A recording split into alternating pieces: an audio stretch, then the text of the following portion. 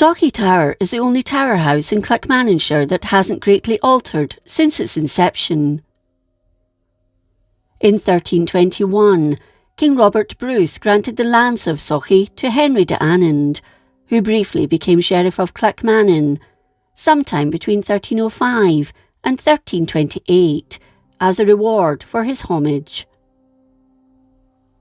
Through his great-granddaughter, Mary de Anand, born around 1380, and who married Sir James Shaw of Greenock in the early 15th century, it passed to the Shaws. Between 1430 and 1440, most likely around 1431, Shaw built Sauchie Tower, with Old Sauchie village growing up round it.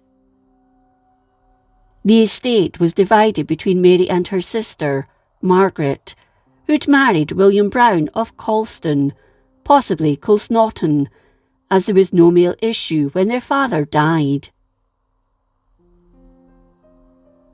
The Shaws were one of the most influential families in medieval Scotland, and their grandson, Sir James Shaw, became governor of Stirling Castle. In May 1474, Shaw was sent as an ambassador of James III to Edward IV of England to negotiate the marriage of the infant James, later James IV, to Edward's daughter, Cecilia, although the marriage never took place. Both of these were prestigious positions within the Scottish court, and this enabled him to afford the construction of his new home. Shaw was killed at the Siege of Dunbar in 1479. His son James succeeded him as governor of the castle and became guardian to the future James IV. In May 1488, he joined the rebellion against James III.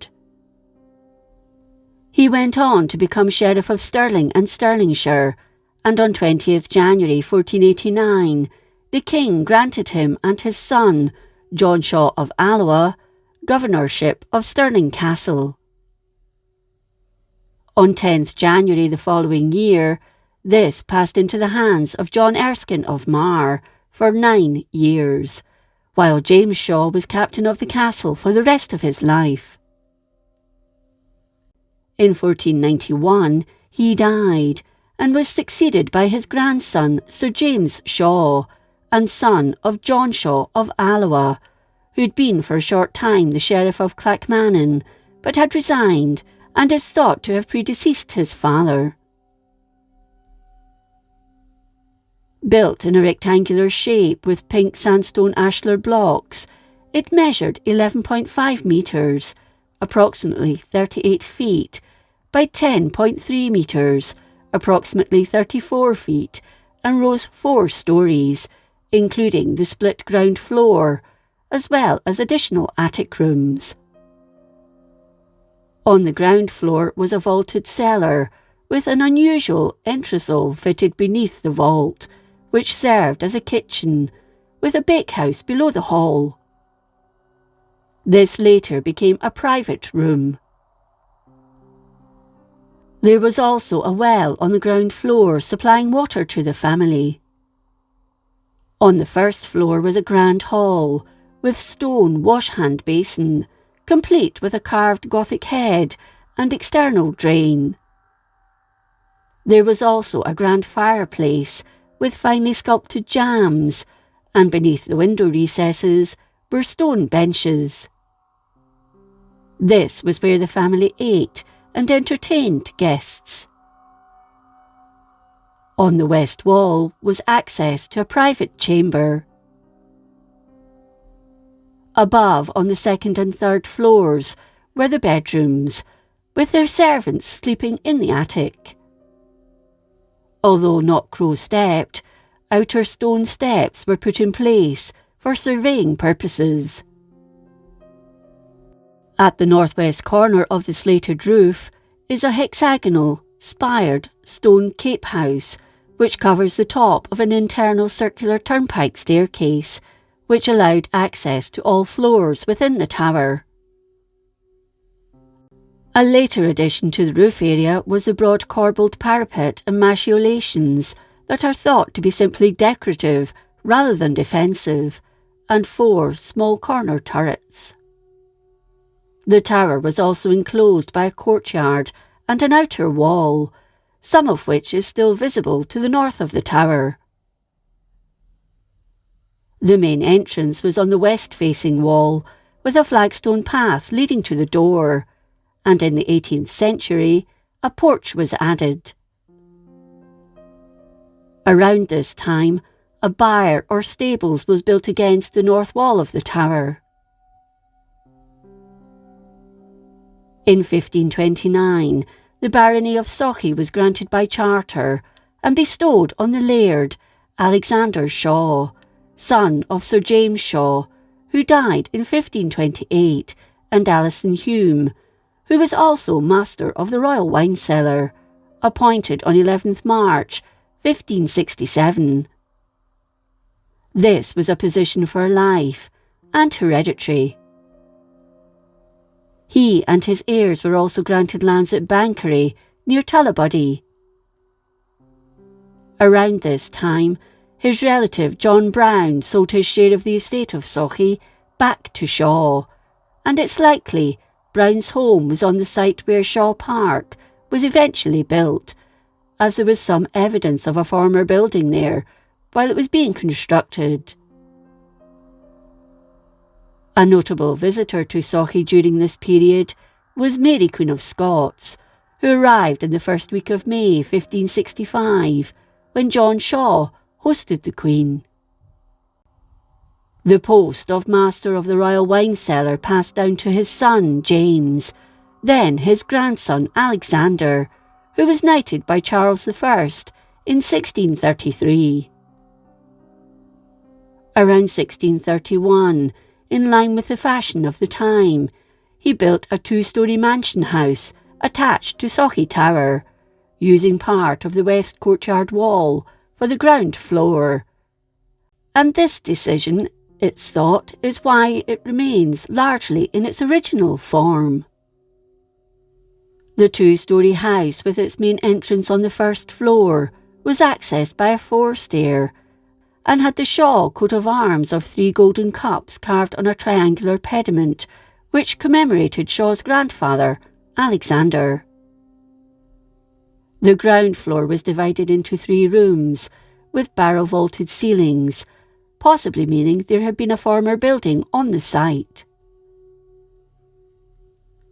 When George Shaw died in 1690 without issue, this ended the direct family line to the Sauchie estates. It was known as Old Sauchie House, and was the main residence of the family until around 70 years later, when Sir John Shaw began building the grand and modern Shaw Park House around 1702, and abandoned Sauchie Tower, although it's known its upper floors were used for dancing and singing classes, with music played by a blind musician. Plays were also staged here. Fire broke out in the mid-1700s and gutted the tower. It's thought thereafter the ground floor was used for storage. Charles Shaw Cathcart, son of Marion Shaw and her husband Charles Shaw, later 8th Baron Cathcart, inherited the Sauchie estate in 1752. He married Jane Hamilton, and they had many children. When he died in 1776, his son William inherited the estate, but lived at Shaw Park, where Alloa artist David Allen painted the family. In 1792, the Devon Ironworks were established. His coal mining interest took up much of his time, but Sauchie Tower played a new role. Thomas Longridge, the manager at the ironworks, used it as a prison, especially for the engineer who liked to drink and could often be found in it sobering up. Oil was kept in the basement, and food was stored in the Great Hall, which also housed a meal grinder. Sauchie House was used as offices. Sauchie Estate and Shaw Park House were then sold to his nephew-in-law, David Murray, 3rd Earl of Mansfield, in 1826. The stone-flagged floor of the Grand Hall and the ground floor still survive, but the upper floors were completely destroyed when the roof caved in around 1858. The corner turrets collapsed around 1890. After this, it was used as a coal store.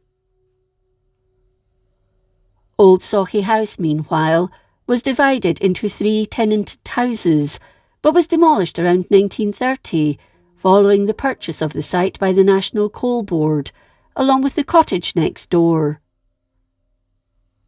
Shaw Park was rented out in the 19th century until 1925, when it was unroofed and became a ruin on the Shaw Park golf course. It was demolished in 1961. During the 1980s, while still under private ownership, it was hoped the tower would be restored. However, this never happened, and the tower passed into the hands of Clackmannanshire Council, before being taken over by Clackmannanshire Heritage Trust. Some urgent works were undertaken, including the construction of a new timber roof to try and preserve the building.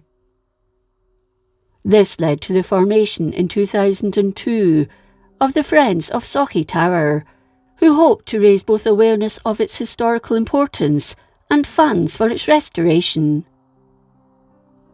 3 years later, an excavation at the tower uncovered part of the cobbled courtyard and the remains of a large hall, a kitchen, and a huge fireplace.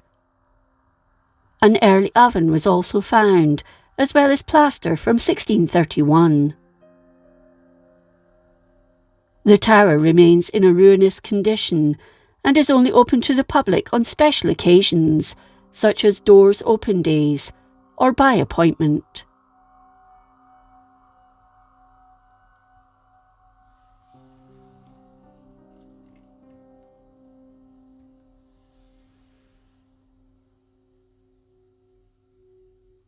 If you enjoyed this episode of Scotland's History, please like, comment and subscribe. Until next time, thank you for watching.